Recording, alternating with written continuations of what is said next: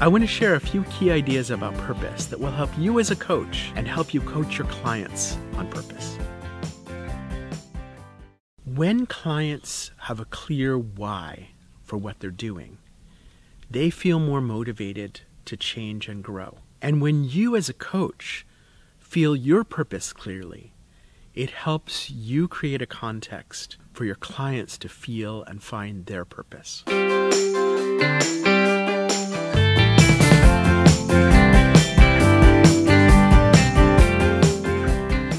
Frequently, when people are talking about purpose, they imagine it exists outside of themselves.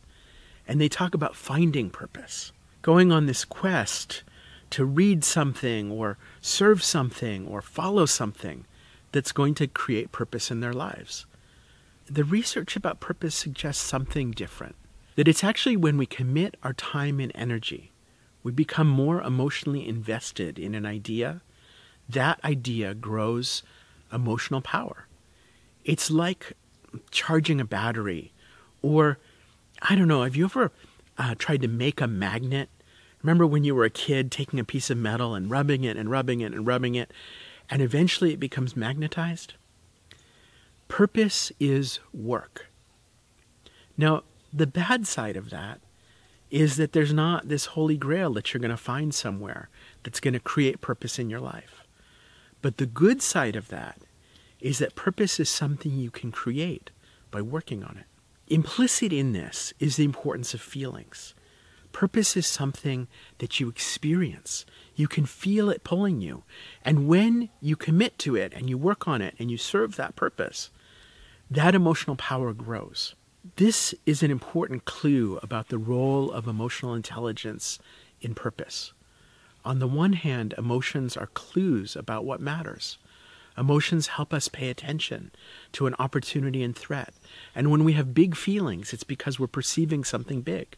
We can imagine emotions kind of like indicator lights guiding us towards an emergency exit. Except in this case, it's an emergency exit not out of a dangerous airplane, but into the world that we want to step into. These indicator lights, they're not giving us a clear direction. They're not arrows saying, go here. They're little nudges. They're little questions.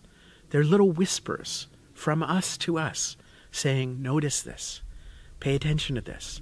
And as we feel those emotions more strongly and we tune into them, they can offer us little glimpses into who we want to be and how we want to step forward. This is one reason why emotional intelligence is so important for you as a coach, because you become more attuned to your own emotions. You have this ability to help tune in and notice your clients' feelings, and to hear when there's something in their voice, to hear when they're talking about something. You can say, I hear something in what you're saying. There's a message there. Would you be willing to tell me more about that? And these little emotional glimmers are about the energy and the possibility that purpose is offering. The last piece I want to share about purpose is the confusion that sometimes people have about objectives and goals and meaning and values and purpose. These words get conflated. And we start talking about, my purpose is to achieve this goal. If it's something you're going to achieve in the short term, it's probably not purpose. Or, my purpose is to do this thing. And I would suggest that purpose is not so much about doing.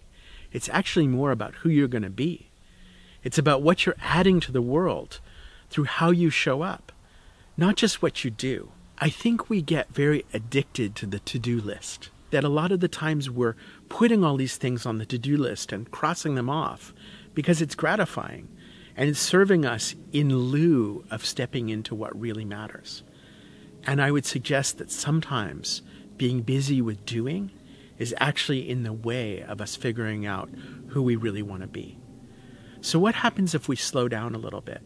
And instead of saying, I'm going to do this and this and this, we think about, who do I want to be in this situation? And it's an incredibly powerful question to ask yourself as a coach. Who do you want to be as a coach? And for you to ask your clients. To help sort out this confusion between objectives and doing and purpose, I would suggest considering two axes. The first is moving from short term to long term. And I would suggest that purpose is not about the next month or the next year or maybe even the next decade. Maybe purpose is about 50 or 100 years away. What are you really trying to contribute in the long term? The second axis to consider is about disconnection versus connection. When we're in a place of isolation and we're worried about our own needs, when we're worried about our own wants, we get caught up in ego. And it's really easy to get confused between these urgent pressures of survival versus the deeper drives of thriving. Purpose, I would suggest, is in a space of connection. Connection to self and others. Connection to the earth under your feet. Connection to community. Connection to a larger story. And when you can feel that sense of connectedness, maybe that's more a clue about purpose.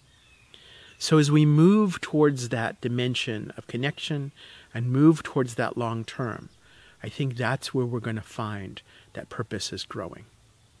So to recap, consider the difference between seeking purpose outside yourself and creating purpose, investing in purpose. Remember that purpose is connected to our emotions. We can feel purpose. We can feel it calling us, and emotions are clues.